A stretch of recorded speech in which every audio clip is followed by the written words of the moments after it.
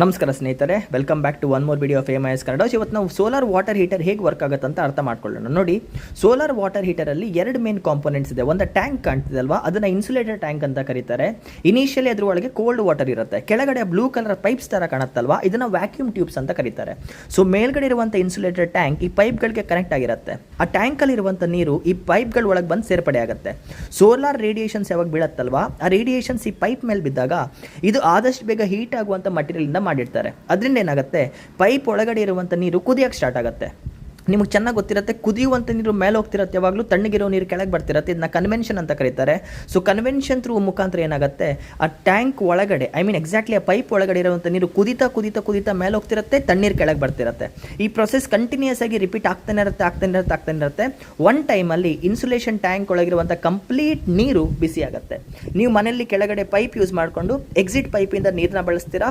ಒಂದು ಟೈಮ್ ಆದಮೇಲೆ ಏನಾಗುತ್ತೆ, ನೀರು ಮತ್ತೆ ತಣ್ಣಗಾಗುತ್ತೆ. ಯಾಕಂದರೆ ಆ ಇನ್ಸುಲೇಷನ್ ಟ್ಯಾಂಕಲ್ಲಿರುವಂಥ ಎಲ್ಲ ಬಿಸಿ ನೀರನ್ನ ನೀವು ಯೂಸ್ ಮಾಡಿದ್ಮೇಲೆ ಮತ್ತೆ ಈ ಸೈಕಲ್ನ ರಿಪೀಟ್ ಮಾಡಿ ಮತ್ತೆ ಏನಾಗುತ್ತೆ, ಸೇಮ್ ಕೋಲ್ಡ್ ವಾಟರ್ ಬರುತ್ತೆ, ಪೈಪ್ ಒಳಗೆ ಬರುತ್ತೆ, ಪೈಪಲ್ಲಿ ಬಿಸಿ ಆಗುತ್ತೆ, ಮತ್ತೆ ಮೇಲೆ ಹೋಗುತ್ತೆ. Through convention, solar radiations, conduction and convention ಮೂರು ಫೀಚರಿಂದ ನಮಗೆ ಬಿಸಿ ನೀರು ಸಿಗ್ತಾ ಇರುತ್ತೆ. ಓಕೆನಾ?